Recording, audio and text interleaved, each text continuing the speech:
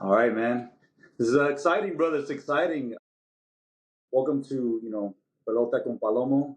It's something I've been thinking about doing for some time. It's exciting to meet you, brother. Yeah, I know you've been in the space. You have a lot of experience and just experience with writing journalism. Is that right? Yeah, yeah. Thank you for having me on. It's an honor to be on your first show. Yeah, yeah, yes, sir, man. It's an honor, man. I've been just becoming more and more of a fan of the game. Yeah. Obviously, just in general. But yeah, I mean, tell me a little bit about yourself, man. Just a quick minute, and then I got 3 points that we can touch on, and then that'll be the show. Yeah, look, I kind of made my mark as a podcaster first. I was on this San Jose Earthquakes podcast called Tectonic Takes. I hopped on the second episode, and I was a podcasting host for a bit. And then I made my way to a press conference because I was invited by the San Jose Earthquakes when they went ahead and they had Matias Almeida as their coach, but there wasn't too many Latino or at least Spanish speaking media. So they invited me to kind of translate Matias Almeida in a certain way that I know, since I'm Uruguayan and he's Argentinian, and he talks in a dialect, in a way where he romanticizes the game a lot. So that could be translated maybe a bit off by someone that doesn't know too well about that dialect. But then after that, I kind of made my mark writing for different publications, and I started interviewing players from the other team that came into San Jose. So I was able to kind of really get to know the league pretty well and truly kind of indulge in all the stars of the league. So fast forward to now, I'm at Kickbase USA. We're the official new home of MLS Fantasy, and I get to kind of have those relationships again with the players, where I get to play against them. I get to bring them over to the fantasy side, and that's something I'm living the dream. Nice, nice. That's awesome, man. Congrats on your successes. Thank you. Yeah, yes, sir, yes, sir. One day you're here, and then the next day you're over here, and Yeah. doing big things with the league and stuff. I mean, there's so much to talk about, man. I can go on rabbit trails forever. I really can, man. Again, congratulations. Thank you for Thank being on the you. show one more time. Absolutely, I appreciate your time. Absolutely. Yeah. But let's talk. Let's get right into it. Let's talk about the MLS, right? The growth of MLS. I'll give my quick 2 cents, and I want to hear from you. Um, Me personally, just a background on me. I've been always a pretty big basketball guy growing up.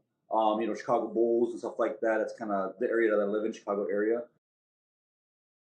So I've always been a basketball fan. I played very little soccer, but then fast forward, I had a pastor who was Argentine, right? And so what basketball is to the U.S. is what it is, there. Exactly. So and now, right, the growth is just exponential, and I think because of this guy right here, right, this jersey, the one that I have on, Yeah. which was gifted to me. It was a very, very awesome gift, Mr. Messi, right? But I think the sport has just been growing, in my opinion, and it's just catching fire. And every day, every week, every month, every year, every time, it's just really on the uptrend, big time. Um, and I've just grown to be a big fan of the game, the art of the game, the technical strategy of playing the game. I'm playing it more myself, and it's just really enjoyable to watch. I feel like obviously basketball and American football, they're there, but I feel like in even baseball, it's just kind of it's had its moment, and I think it's time for the MLS, and I think it's taken its spotlight now, and it's just really shining, and people are really catching on. The stadiums are getting fuller and fuller and fuller, and it's exciting to see it here in America because it's always been the underdog sport, right, for a long time, and now it's just it's at the forefront. I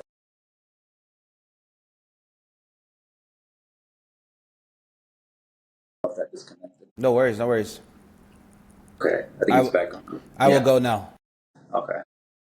Perfect. Yeah, yeah, I think we're good. But yeah, I think it's really just taken off big time, and I'm excited to be a part of it. And that's what's really encouraged me to make this podcast and start talking about it. Whether it's the MLS, USMNT, of course, Messi, the great Messi. I mean, phenomenal player, right? So, and just big influence. It's just something special about certain people, right? So, But go ahead on the growth front. Yeah, look, soccer in the United States is kind of in an exponential growth moment because one, the World Cup's coming. Two, the best player to ever play the game is playing every week here in MLS.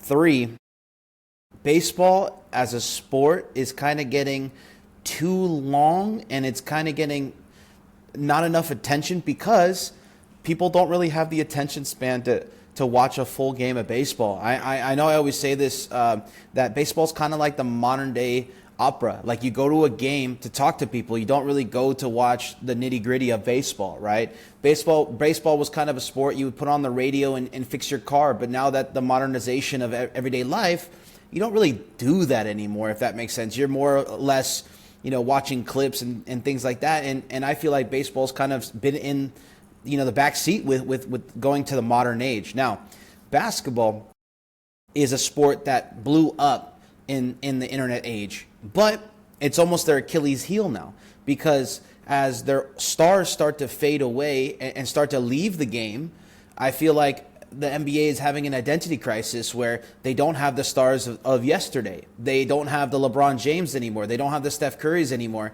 They need a new superstar. And I can tell you this, I think MLS in the next 5 to 10 years is going to have bigger stars to their sport than the NBA will. So I think there's so much growth where the MLS or soccer in America can really overtake maybe the second sport in the United States, which is the basketball, the NBA.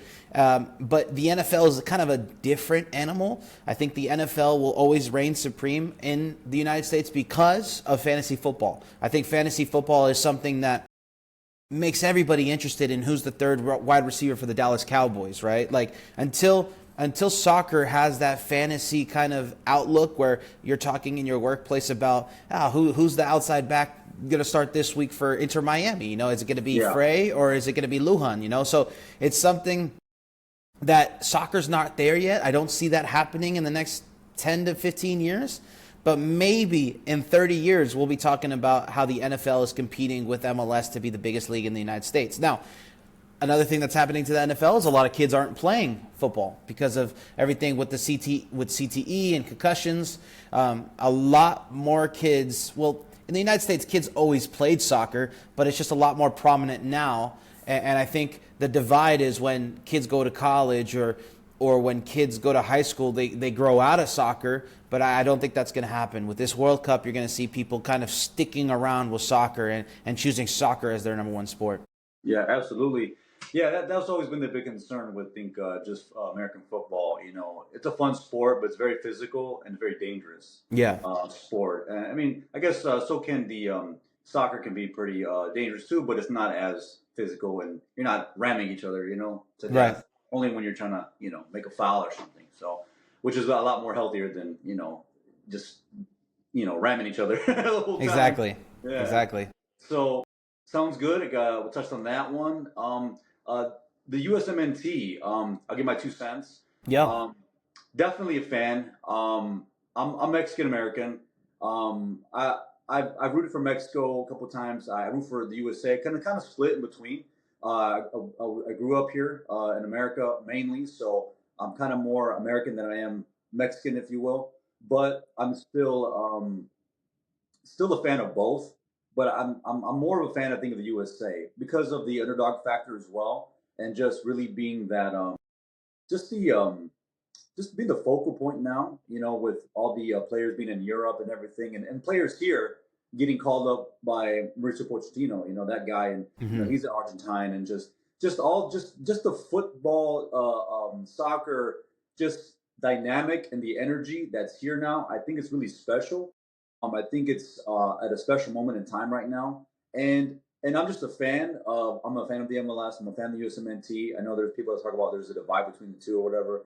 Maybe I haven't been a fan long enough to really be a part of that situation, but I like both. I like, regardless of the personalities, I'm going to root for both, and I'm just excited to see the World Cup happen in the U.S. Yeah, look, with the USMNT, it's tough, right? Because you want the best players in the USMNT to be playing in the best leagues possible, playing on the best teams possible. And unfortunately, to be realistic, MLS isn't the best league in the world, right? Like that's an obvious kind of thing. So a lot of MLS players or USMNT players or future USMNT players understand that they do have to play in Europe to test their limits and try to truly kind of compete with the best of the best so that they can get a spot on their national team. This is something that other sports don't have to worry about, right? You can play in the NBA, and usually that's the best quality of play. You can play in the NFL, and that's the best quality of play. You can play baseball in the MLB, and it's maybe less now, but the best quality of play, right? And it's kind of a foreign concept to the American sports viewer, right? Where an American player like Diego Luna can't just be a superstar in the U.S. and be a superstar for the USMNT as well. Like that's just, it's a bit of a foreign kind of idea. And MLS has been fighting with that kind of idea for years now. And a lot of times, a lot of USMNT fans get mad at the MLS for trying to keep these guys here stateside to make them a brand, to make them a focal point of getting fans into the stadium, and that hinders the USMNT a bit. But now you have Mauricio Pochettino, where it doesn't matter where you play. It matters that you're good, you're needed, you have that dog in you, and you will fight for your crest no matter what. And maybe MLS guys have a little bit more of that mentality that he's looking for, because he's a guy who wants to kind of resemble Argentina, since he's a big fan of Argentina, where these players will die for this team. And I think a lot of the guys that were the main names for the USMNT over the years maybe don't have that connection to the United States. Maybe don't have that. I don't want to say they're too European, but maybe they don't have that kind of grit that he's looking for, and enter the MLS guys, where they're fighting for a spot, they're fighting for their sake in this USA squad, and I think as of lately that's been catching Mauricio Pochettino's eye. So I truly think there is a place where MLS players don't have to leave one day.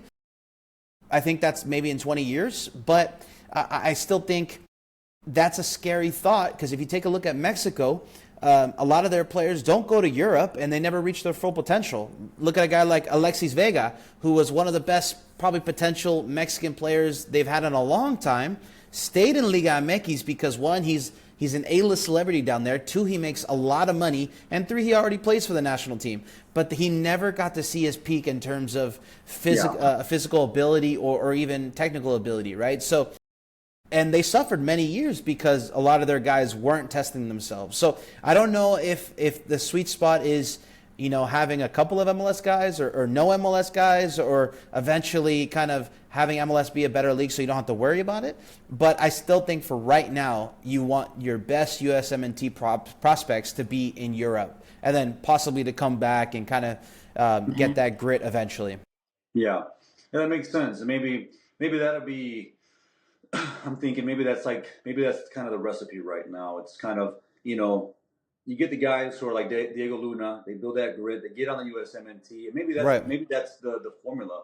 They get on that team because they have the grit, and then they get called up to Europe. Exactly. And then they bring that grit there, and then they can bring the dynamic of the both, because obviously, like you said, as much as we can love MLS beating the American League, it's not up to par, right? Like the salary cap, right? The limits.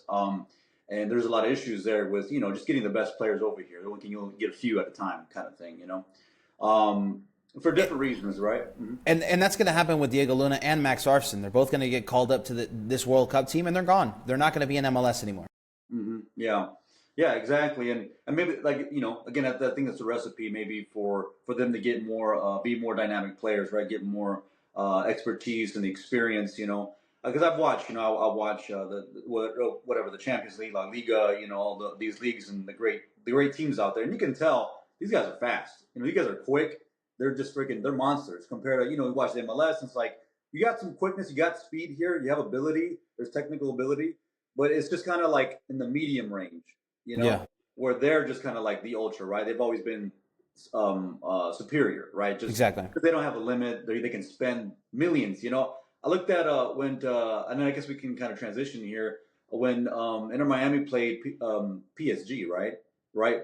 How much of a leverage they had. You look Yeah. at how much they spent, and Right. and it's an honor for Inter Miami, see Jorge Mas, all these guys to be a part of this club and be in this whole tournament and be able to play these guys, right? And to get to that point even, but you could see the salary difference and just the value difference. It's just like just I guess apples to oranges. It's just like just night and day, And you Right. see why? Oh, that makes sense. I mean, if I was a super athletic soccer player, football player, I want to get paid the most I can, right? And that's pretty Right. real. So, What yeah. I was yeah what I was gonna say is, like, you don't even have to look at Europe in terms of salary. You just look at Mexico. They are having teams with like 17 DPs. Like, you really Yeah, don't have to look far. yeah, exactly. And yeah, I guess maybe you're right. I mean, but I guess Mexico is kind of, and that's interesting too. I guess the Mexico or the Liga MX versus MLS. Yeah. MLS is catching up Right. with the limited, and I think it's just the quality. I think, and I wanted to make mention of this thing about this podcast is that MLS. I think is just because it's more structured, it's more organized.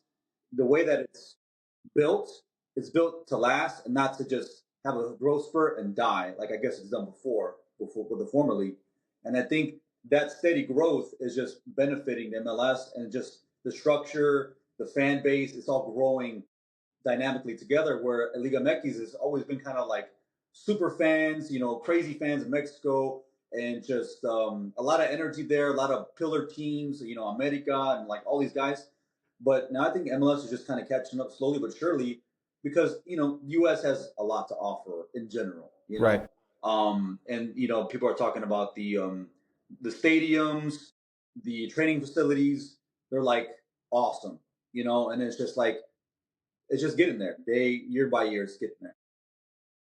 Little by little, right? Little by little. And I think, for right now, the MLS does have bigger stars, in my opinion, bigger worldwide stars Yeah. than Liga MX. And you're kind of seeing that carry the load in this latest CONCACAF Champions Cup. I mean, while Liga MX has great Mexican stars, in terms of foreign worldwide superstars, MLS has them beat by far.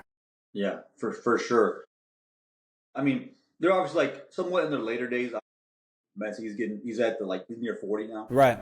Still great. Still can. I think if he was in Europe, I think he'd still do great. He's not going to do the same like he did when he's younger because you just age, right? Nothing you can do about it. But I think he can still play with the best. But anyways, you also have him. You have Son. You have Mueller. You Right. have Hyman, who Rodrigo. just signed with Minnesota. Yeah, James, and then you have Rodrigo De Paul. You have tons of superstars that are a caliber that Liga MX would wish they could have. Right, right. Yeah, and I But think but also but also sorry to cut you off. you're MLS good. has its own stars too, like Denny Buwanga, like Evander, Exactly. and those guys would. I mean, Club America came knocking for Denny Buwanga. There was teams in Brazil coming knocking for Evander. So again, not only Exactly. does MLS have worldwide stars, they have MLS stars too. Yeah, exactly. I totally agree. I think Jorge Mas Inter Miami, they actually offered, if I'm not mistaken, Boanga to come. They were going Yeah, after everybody. exactly. Dane St. Clair, he's awesome. He's becoming more of a household name, Right. and everything. So And he it's may just start for Canada in the World Cup. yeah, there you go. Exactly. Yeah, and I think as though it may not be as superior as European leagues and what have you, the athletic play, but there's still so much that the U.S. and USMNT, of course, and just but the MLS and the energy that it has, it just has so much to offer. Right. Beating America, and it's, in my opinion, it's the greatest country, in the world. It's just awesome. It's awesome. And when you live here, you really don't think about that because you're just kind of all you know. But you look Right. around, you get start to study, you're like, man, it's really blessed to be here. Just convenience and just all the resources and everything that comes with being here in America. But this transition to Messi and Inter Miami, and just really what they brought and what they've done. I'll let you go ahead and take the wheel here for a Yeah, bit. look, I mean, this is a team that was an MLS Cup champion, and they had one of the best off seasons I've ever seen for a champion to have. Usually, you have to worry about getting rid of some guys when you win an MLS Cup championship because a lot of bonuses or a lot of contracts are written in a certain way where if they win a championship, you get a bonus. Now, Inter Miami found a way to kind of make sure Yeah, that they understood that they're going to be winning championships and maybe signed everybody without that clause in there because they were able to add not only some great pieces but some very big expensive pieces like Dane St. Clair, like a Mikhail, like a David Ayala, like a Betarame, you know. So right. it's it's a team that was already great. Now you lost Jordi Alba and Sergio Busquets, two legends of the game. You know, also Region is another guy who they brought in, but Jordi Alba's loss is probably going to be the biggest one. I think we're kind of seeing it. Maybe that Miami looks a little bit one dimensional, and they need to kind of get maybe some ideas going where they, like with Jordi Alba and Messi, where they had some connection. Hmm. And I think Miami is trying to succeed in the CONCACAF Champions Cup. They're going for that trophy. They want to win Messi every single trophy possible. Hmm. And personally, I think it's going to be possible. But I think a lot of MLS teams kind of are thinking the same thing now because it's so far they've done very well against opposition Yeah, and MLS teams are probably yeah, going to outnumber Liga MX teams going into the next round. yeah. I agree. I agree. I mean, the couple games that happened recently, what Tigres and was it who played against them? Cincinnati, and then Yeah, San Cincinnati. Diego and Toluca. Yeah, Two games that MLS teams won. Cincinnati won 3-0, but I mean San Diego winning 3-2 with 10 men or 9 men is insane, right. right? So, Yeah, yeah, this is something that's on the horizon for MLS. Again, there's only been two champions of the CONCACAF Champions Cup for MLS, which is the Galaxy and Seattle Sounders. But hey, if another MLS team could kind of raise that trophy this year, I think it's going to signal that MLS is here now. In this region, MLS is here. But Miami wants to do that first, and they set up their right. roster. They Yeah, set up their roster to do so. yeah, exactly. Yeah, I mean, definitely, there's so much to pick apart there, and it's exciting. It's exciting. Not only am I, because I believe that Messi coming here that's actually really initiated my interest. I started watching it more. I paid for the subscription. I'm like, man, he's here, the greatest of all time. It just really flipped the switch in me, and I Yeah. guess it kind of just drew me into the river of soccer in America, and I've become more of a fan of just the MLS as a whole, the league.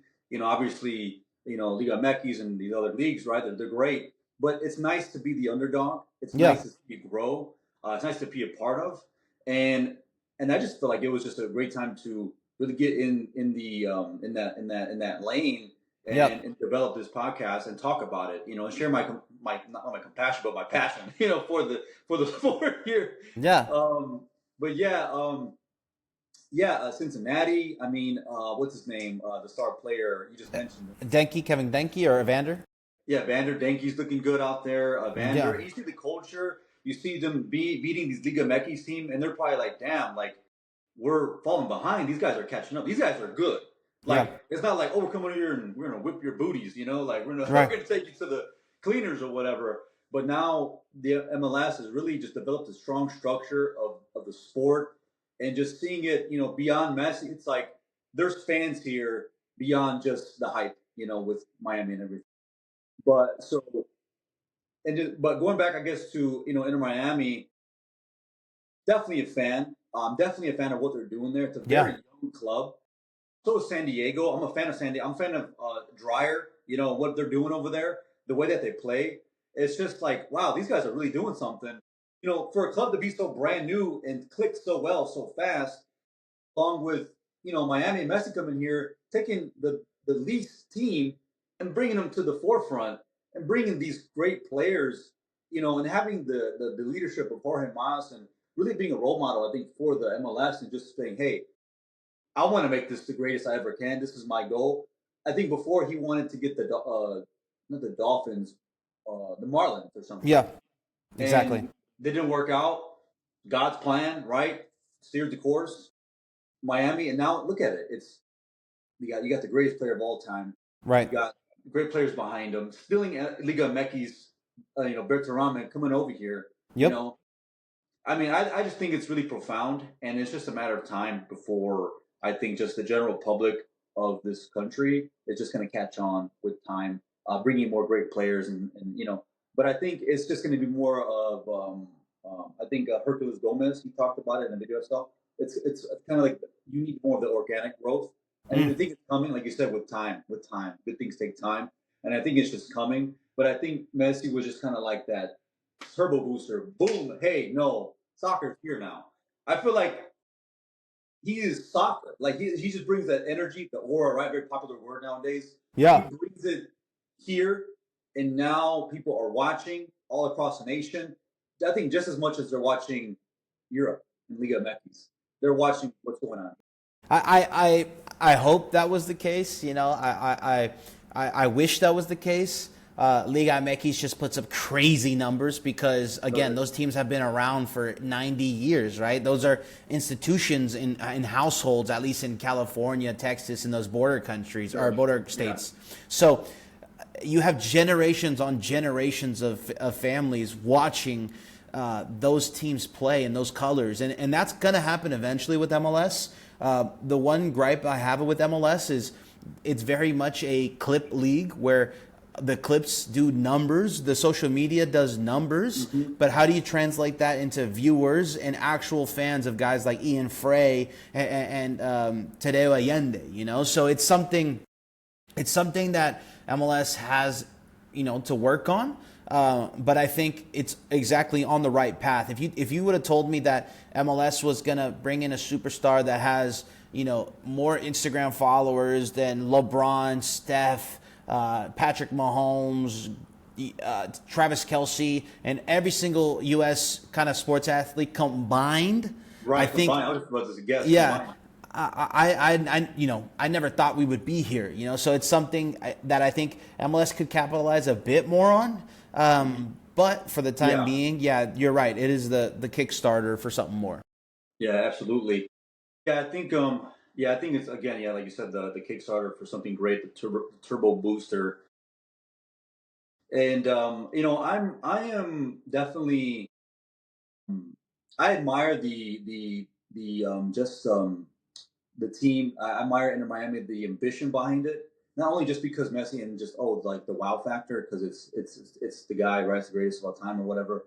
But I just admire even him coming here. He could have went anywhere, right? Him coming here and taking on that endeavor to play with the smallest team, that was the weakest, and now, it's like the if not the best team in the league, but obviously there's other runners up, right? The season just started, right? People are developing, teams are developing the rhythm.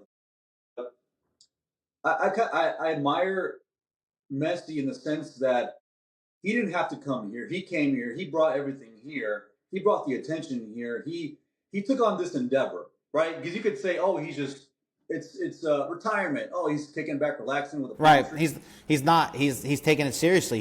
He's getting mad at like Edwin Cerrillo, where he's won everything as a player. So no, 100%. I think Messi on the field has been one of the best things for MLS. Now, as a journalist, has Messi been the best off the field for MLS? That is a topic. That is a topic to be discussed, right? Americans love villains. Americans love guys who like to talk smack. That's why Zlatan was such a great superstar for MLS too.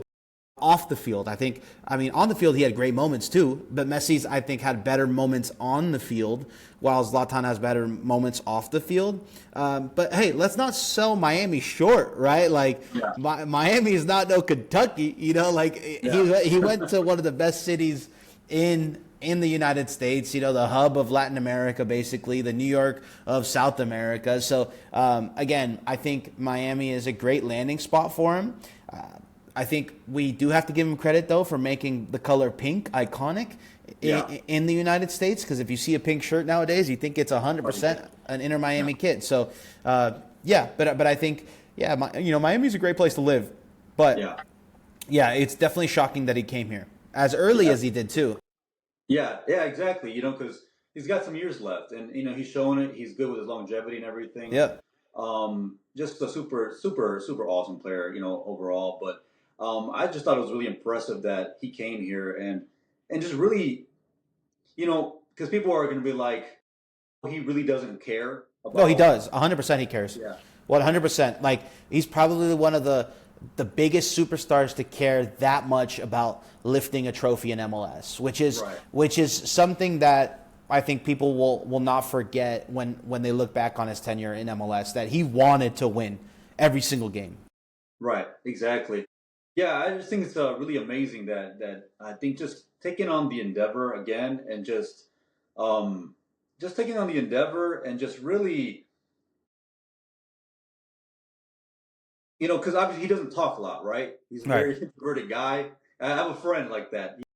Like I was at a party with him recently, his own baby shower, his like family thing, and this guy's just quiet kind of on the side, doesn't want to talk.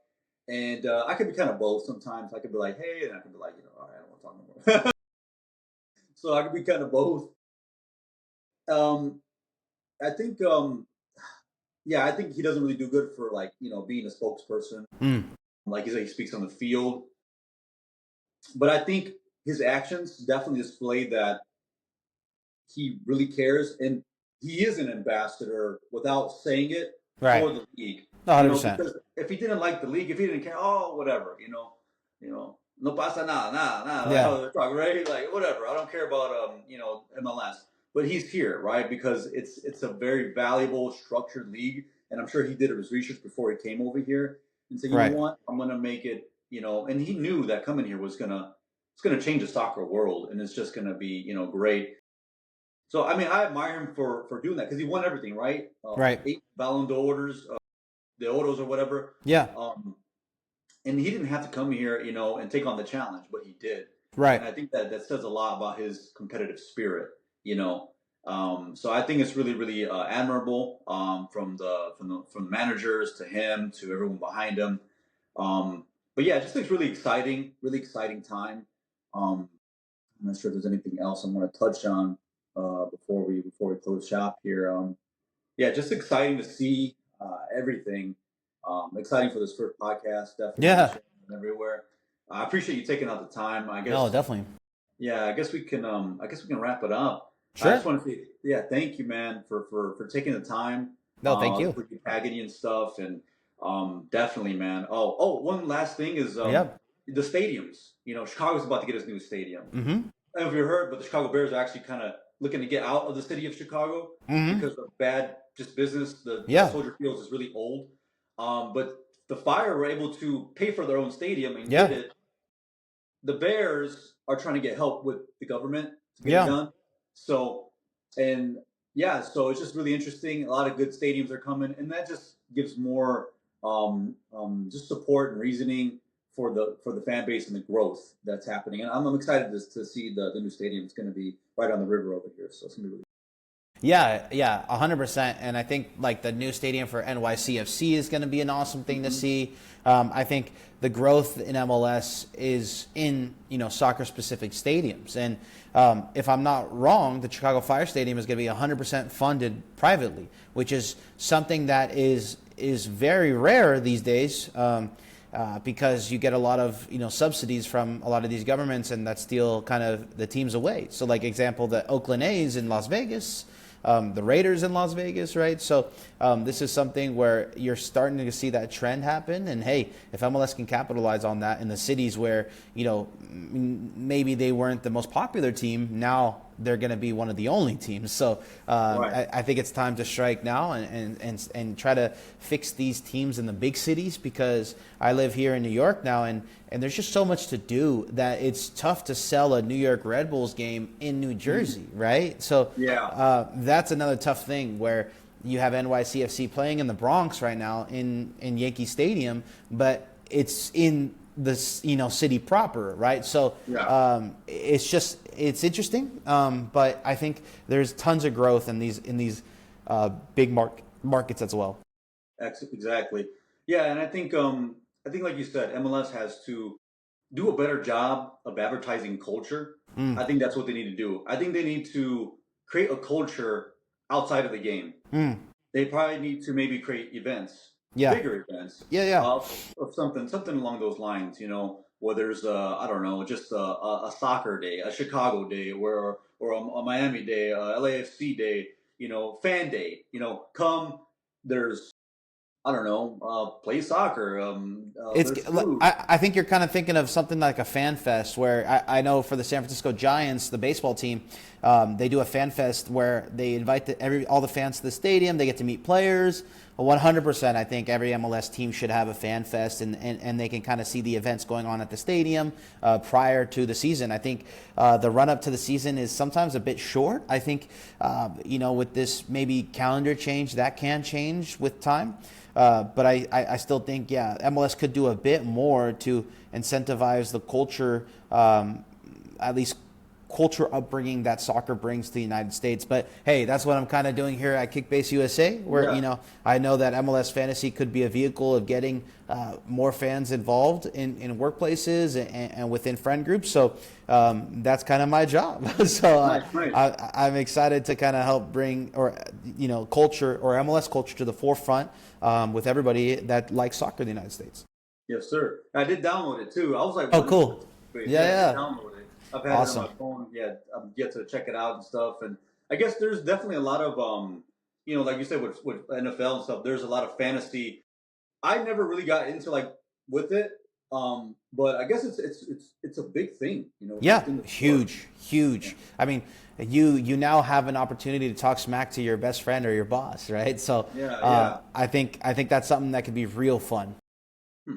Yeah, definitely. But yeah. Getting a little winded here. I definitely, again, I appreciate you, brother. Nice meeting you, man. You're in New York, thank you. Brooklyn. Yeah, I'm in Brooklyn now. Thank you so much for having me on. I wish you the best with the podcast. I know how excruciating it can be at first. I started a new podcast with Kickbase too, so I definitely know. Yeah. Oh, thank you. I definitely know how hard it is. So this is my word of advice for any podcast starters out there or anybody. Once you have a year under your belt, you're going to see how much it was worth it, in my opinion. Exactly. Amen to that. Yeah, longevity, right? Yeah. I think there's some type of verse in the Bible that says, "Do not despise small beginnings." So and you become something big. So exactly. Definitely. Thank you again, brother. God bless you. Thank you. Weekend. To the next one, brother. Take care. Yes, sir. Bye-bye.